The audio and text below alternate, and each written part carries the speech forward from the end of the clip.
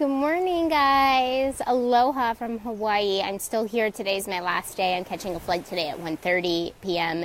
It is around 6:30 a.m.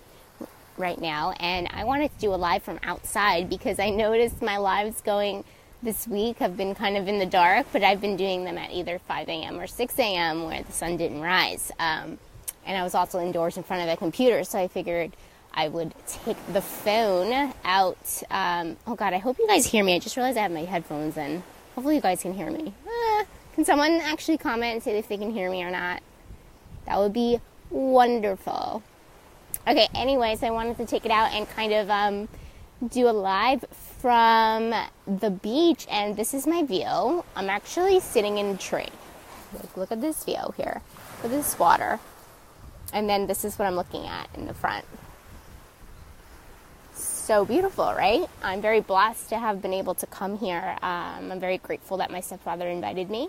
And it's just so beautiful here, and today is the last day. So I wanted to get on live as usual this week and kind of talk about something that's been on my mind. So I'll just wait a couple more seconds for people to get on.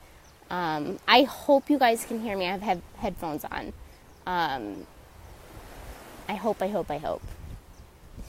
Okay, so I'm going to assume that people can hear me. So I'll go ahead and introduce myself as usual. My name is Justine Muncy. I'm a spiritual coach. I really specialize in helping people get spiritually connected, helping people empower their intuition, and helping people heal themselves. And this is all to create emotional freedom.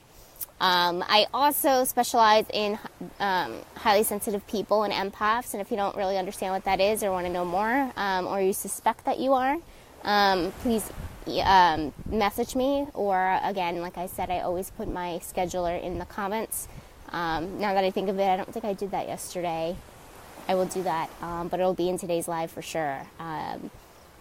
So if you guys want to book time to speak with me and kind of talk about whether you think that you are a highly sensitive person or an empath, we can talk about that. I do a lot of mentorship around that and how to manage your emotions on an everyday basis, because it could be a little bit tougher for us, right?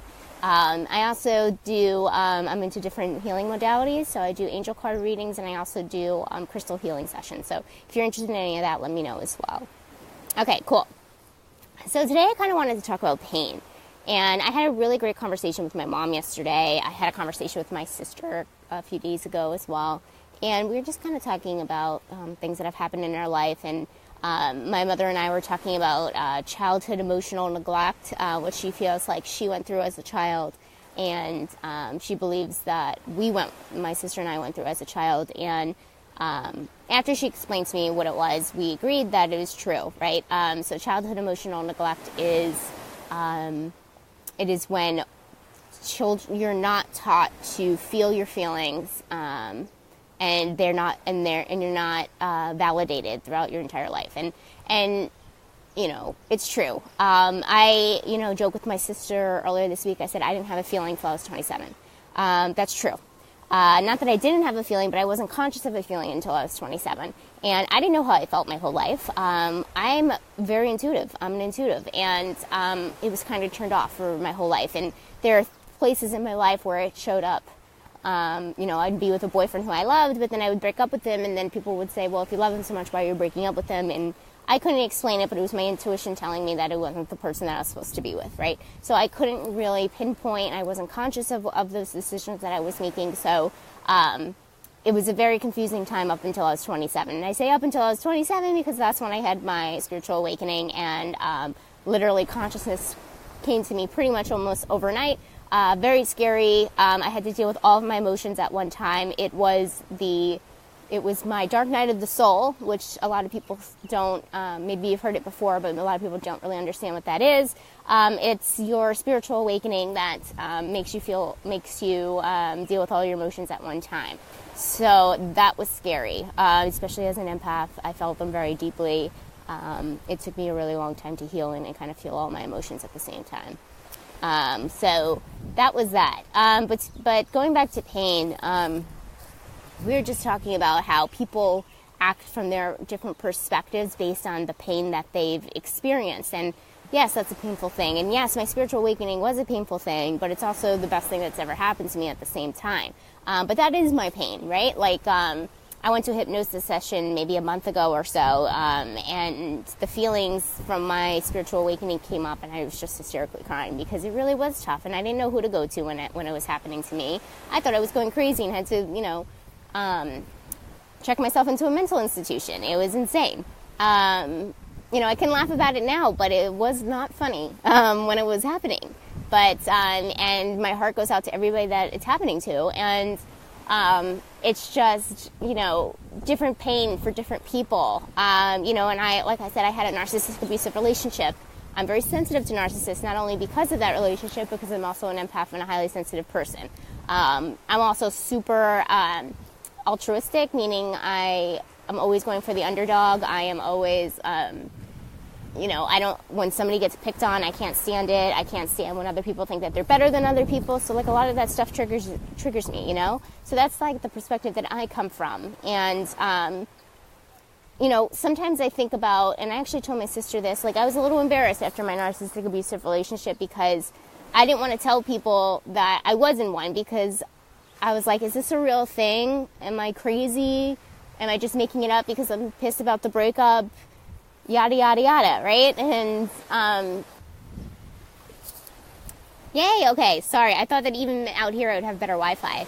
But anyway, I was embarrassed because there's so much more pain. Like, everybody's pain is so much more than mine, right? Like, I had a great childhood. Yeah, maybe I wasn't able to express my emotions, which sucks, which really, really could have helped me be a productive and healthy adult. But other than that, I had two loving parents who loved the shit out of me. I had a roof over my head. I had the nicest toys. I had everything. They were wonderful.